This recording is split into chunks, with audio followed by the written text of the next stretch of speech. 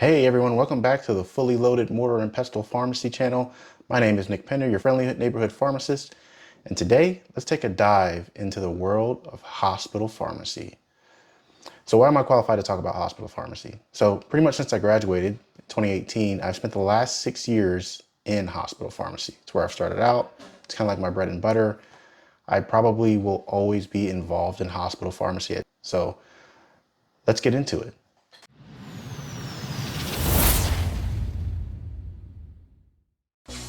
Let me get my mug. Okay, so what exactly is hospital pharmacy?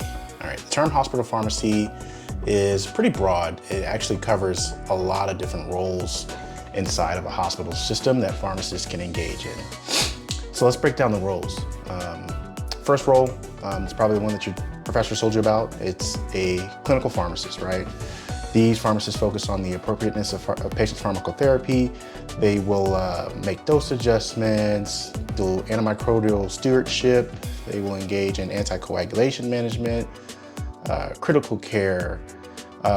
Something that my pharmacy does that I haven't seen in a lot of other pharmacies attached to hospitals is glycemic management. So for our hospital, we have a protocol that is pharmacist initiated and driven, where if a patient comes in and they are experiencing signs of hyperglycemia or hypoglycemia, we will completely manage that. That means selecting their insulin therapy, any other oral antidiabetics that need to go on board, when to discontinue as well, if they need an insulin drip versus subcutaneous injections.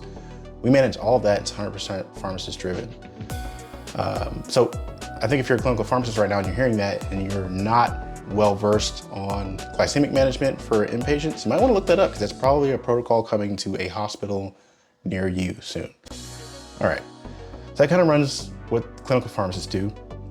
So let's talk about staff pharmacists, all right? So staff pharmacists are pharmacists that kind of like verify orders. I guess it's kind of the equivalent to being a retail pharmacist for a hospital. You kind of sit at a desk and physicians and nurse practitioners and other mid-levels will order medications for the patients. And you'll go through the computer system and verify those. So on top of that duty, what staff pharmacists have to deal with is the actual production side. So if you have an automatic dispensing cabinet like a Pyxis or an Omnicell, you'll be responsible for verifying the drugs that go into those. At certain hospitals, I know at my hospital we have a tech check tech system where if it is a product that has a scannable barcode, the technicians can check that themselves and the pharmacists don't have to be involved in that. Even with systems like that, a lot of times what pharmacists will have to be involved in is the controlled substances. So even if you have an automatic dispensing cabinet, most of the time the controlled substances that go into that cabinet, whether they have a barcode or not, are going to need to be verified by a pharmacist, right? So compounding as well. This is kind of like lighter compounding, and I'll talk about some of the heavier stuff that I've gotten into in my career in a later video, but the pharmacists that are staff pharmacists will be tasked with verifying the compounded drugs that the technicians make for appropriateness.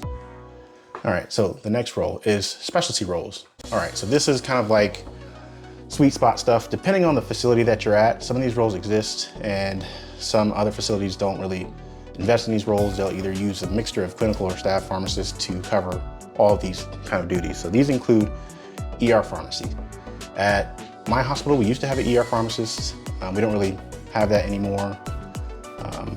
OR pharmacist, cardiology pharmacist, psychotherapy pharmacist. Like there are special clinical roles for pharmacists at institutions that kind of are larger or teaching institutions where you can kind of just solely focus on that. There are also some board certifications that you can get that are specific to these areas of pharmacy. One kind of specialty role that we still have at my hospital is a critical care pharmacies. And most pharmacies, hospital pharmacies still have a critical care pharmacist. This means that you will go on a ICU floor or wherever you have critically ill patients. Sometimes it's 1 or 2 units and you will look over those patients. Those patients need a little bit more care, right? And so having a pharmacist on board there to make sure that their pharmacotherapy is appropriate is super helpful. But some of these roles, like I said, they don't exist at all the hospitals. But the thing about staffing is that, yeah, staffing is tough because it's kind of a combination of the clinical and a specialty role. You kind of have to know a little bit of everything, right? So if you're a staff hospital pharmacist, it's not like you're not clinical. That's not true. It's just kind of a catch-all, and then you're also doing the traditional production and dispensing roles. So this is kind of a gist of what it's like to work in a hospital pharmacy and the different roles that you can get into. So let's talk about how do you get into pharmacy. I'll talk about what I did. I'll talk about how you could potentially get in even if you don't have a residency or a board certification. So how do you get into hospital pharmacy? Let's go ahead and talk about, the best way, the easiest way, which is actually the way that I got in. To me, the best way to get in is right out of school.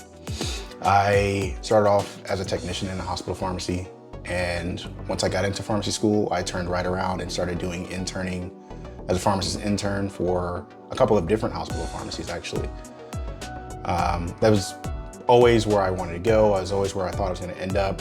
And so since I had that on my mind as soon as I got into pharmacy school, that's what happened for me. As soon as I graduated, I had a position open up for me that my director was like, hey man, as soon as you graduate, I got your back. Don't worry about it. So I went right from school into that role. Now, this isn't gonna be possible for everyone. So maybe you're watching this and you've already been practicing for a little while. So how do you get in under one of the not so great situations? So I would say there's kind of 3 or 4 ways to do that, right? So to transition, you might have to consider moving to a rural area.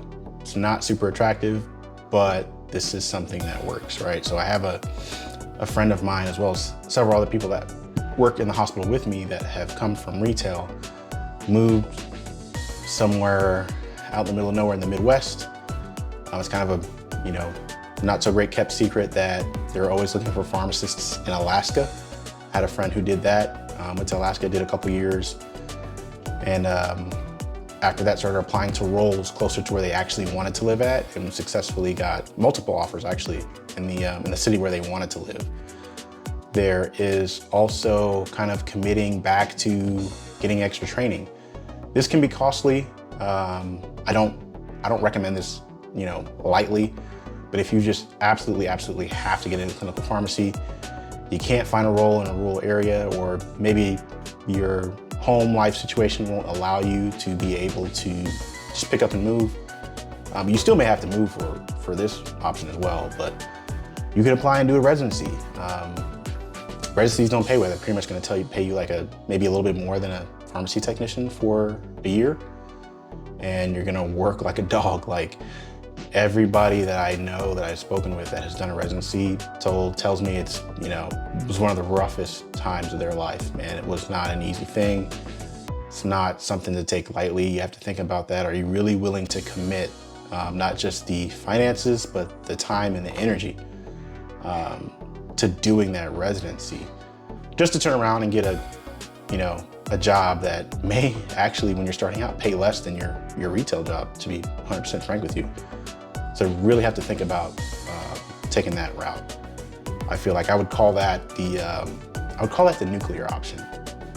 And then this is kind of an option right next to the best case scenario, which is you go to pharmacy school, maybe you don't have a job lined up, but you can always go and try and get a residency straight out of pharmacy school. It's a little bit easier to take because you haven't tasted that lifestyle of being paid like a pharmacist, and so you don't have expectations for pay, and you can go ahead and get the residency training. You're fresh out of school, so you're used to kind of working at that crazy pace, and so this is probably, I would say, the second best route to go. Get that residency under your belt, go ahead and sit for your board certification exam, get that under your belt, and you will be good to go for pretty much any clinical role that's out there. Because those credentials help. There's also a little fun fact that if you get in, and I'm also pursuing this, so stay tuned, like and subscribe, because I'm gonna walk through my board certification process. I actually already have a board certification. It's not in pharmacotherapy, but I am pursuing my board certification in pharmacotherapy. So I will lay those videos out in detail as well. You don't want to miss that. But yeah, so once you've been in for a little bit, which is 3 years, working in clinical pharmacy, you are actually qualified to sit for your board. You don't have to do a residency to get a board certification.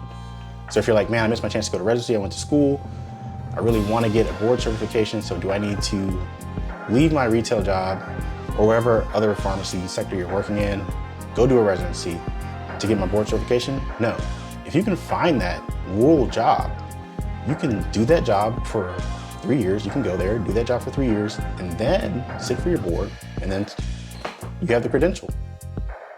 The same as someone who went through their residency process to sit for their board certification. It's gonna take you 3 years versus 1 year, but you can do it, and that's the route that I'm also going, so I'll keep you updated on how that's going for me. All right, so those are, I think, the kind of like 3 best options on how to get into a clinical role from kind of like anywhere in pharmacy. And so next, let's talk about the pros and cons of hospital pharmacy. Hey, may not be something that's worth it for you if you kind of weigh out, what you're gonna gain in that transition. So let's talk about it. All right, so like any other job or career, there's definitely pros and cons to working hospital pharmacy. So let's start off with the good stuff.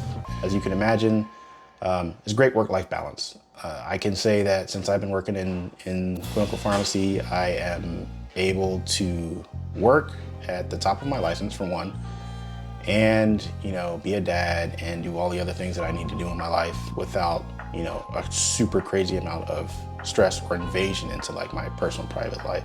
All right, the hours are flexible.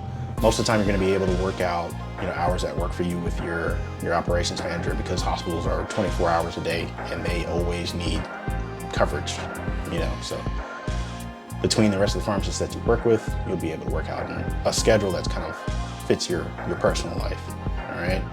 Number 2 is, this is the sector that you went to pharmacy school for. Like, in hospital pharmacy, you are going to use everything that you learned in pharmacy school. It's the gauntlet that your professors were preparing you for. It is everything that you thought you were going to be doing as a pharmacist. A lot of times when you work in some other areas of pharmacy, as I've done and I'll talk about, you kind of feel like, man, I didn't really go to pharmacy school to do this, or this work doesn't really require any of my actual expertise or training. They're kind of just like using my degree or my license or whatever. So yeah, you feel like everything that you went to school for was totally worth it and you're using it. It's just it's a good feeling. It's kind of hard to explain, but it's a good feeling. So this is a personal favorite of mine. You get to wear scrubs. Scrubs are the greatest thing ever. So I personally am not a big fan of getting dressed up. I didn't like it the entire time I was in pharmacy school. I was one of those guys like, oh, I gotta put on a tie. Like at my school, we had to put on like ties and stuff like that. And always be dressed, and it annoyed me. But that's just my personality. Maybe this is a con for you, honestly. So you have to kind of weigh that out. My hospital, requires scrubs. I wear color-coded scrubs. Our pharmacy color is, black. And so I'm like always in black scrubs. Black scrubs you can wear anywhere. Like it's great. If you buy, really good scrubs, then they literally feel like pajamas. You can get some that feel more workish. You can get some that feel more like workout clothes. Like, scrubs are amazing. I cannot recommend them enough. I love them. Matter of fact, I think I'll do a scrub breakdown video. So go ahead and like and subscribe if you want to see that. I'm definitely going to do a scrub breakdown video for sure, actually. Yeah, because I am like the scrub guy. I love scrubs. So the next pro, you don't work alone. And this is really crucial when you're first getting out of school, is because when you get out of school, you take a retail job, especially sometimes you can get out of school and get like the retail manager job, right? The pharmacy manager job.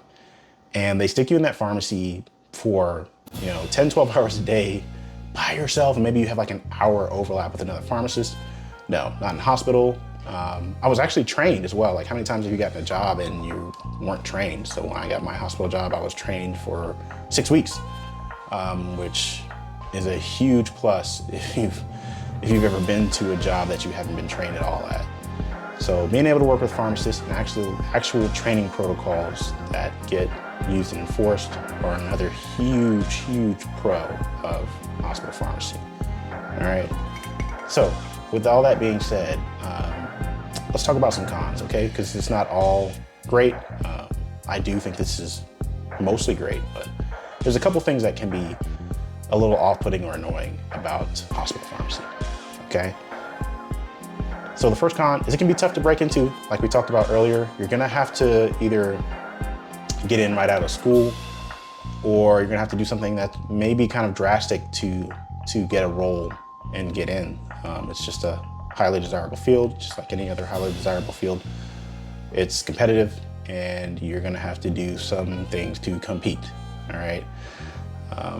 There aren't as many jobs available. I can say that since I've graduated, even the roles that were at my pharmacy, some of those roles have decreased and have been centralized. So I remember, like, when I first started working at the hospital, we had a separate ICU pharmacist, we had clinical coordinator, we had operations manager, director, and these were all management roles. We had an ER pharmacist, and now we kind of like cut those down, and so now the the clinical coordinator also is the ICU pharmacist, and we don't really have an ER pharmacist. The staff pharmacist just kind of handles that. And so there's not a lot of roles available, and they seem to be kind of decreasing or centralizing those roles, okay?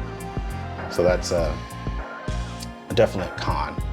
Also the hours, right? So as good as it is, it's also bad, right? So you can find a flexible schedule, but there's also some hours that totally suck. If you have to work overnight, it can throw a huge wrench into your work-life balance. It can throw a huge wrench into just your home life. If you're constantly oscillating between, I gotta work 7 days and I have to work from like midnight to 8 a.m. or something like that, can kind of wreak havoc on your health and your personal life schedule if you have like family and kids and all that sort of good stuff, which I totally do. So those positions aren't for me, but so I see them as a con. Maybe you like them. And I'll talk about some of the benefits of overnight work, because I have definitely done it before. But once again, later video, like and subscribe if you want to see that. So pay as well, at least starting out. Starting out, the pay is probably going to be less than any other area of pharmacy starting out. You starting out a new grad, they're definitely going to try and take advantage of your inexperience as a clinical pharmacist. But the good thing is, like, if you go along and get credential and maybe get a specialty, that evens out. It's just not going to be your highest paying option right out of school, more than likely. All right. And I kind of touched on this earlier. The next con is going to be upward mobility. I feel like, and this is something that I think eventually drove me out of being in the hospital full time. And we'll talk about that, what that journey was like for me in a little bit. There's not a lot of roles to move up into. Like I said, some of those roles are being consolidated into kind of just passing off work to other pharmacists. So yeah, it's just kind of like you're gonna be a clinical pharmacist or a coordinator of some kind or admin, and there's only like one of those. Most of the time there's only one admin. Now you can also break away into specialties, but once again, even those specialty roles are kind of being divided up amongst staff and general clinical pharmacists. So you kind of have to be wary of that. And kind of along those lines, like, it can get repetitive, right? Like, once you kind of get good at clinical pharmacy, it's kind of the same thing over and over again. Especially if I work at a smaller facility, so we're not getting like crazy cases. Most of the time, if the patients get too complex, they are getting shipped off to one of our nearby teaching hospitals. So yeah, it can get repetitive. You're the type of person that kind of wants to do something new and exciting all the time. This may not be the role for you, quite frankly. All right. Yeah, but that's pretty much it. I personally will tell you, I feel like pros vastly outweigh the cons. But I don't know, what do you think? Tell me in the comments, and let's kind of wrap this thing up. What is my general synopsis on clinical pharmacy. In general, I really enjoy it. Are there roles that pay more? Sure, absolutely. Are there sectors that offer better work-life balance? Probably, for sure. Yeah, I can say industry does. But hospital pharmacy, I think, is a sweet spot for a lot of pharmacists. I get to practice at the top of my license. I feel like I'm using everything I learned. It offers enough work-life balance for me to feel fulfilled in both areas without feeling too stressed. I can wholeheartedly recommend hospital pharmacy to any pharmacist. Most of the pharmacists who get into hospital pharmacy stay there. You know, it's content. You just focus on getting really good at it and you stay there for as long as possible. So yeah, hospital pharmacy is definitely a go for me. I can recommend it without any hesitation. If you are thinking about it, I'd say go for it. It's totally worth it. It changes what being a pharmacist is like, especially if you're coming from a retail setting. I don't know, maybe you disagree, maybe you do agree. Let me know in the comment section, and I'll catch you guys next time. Peace out.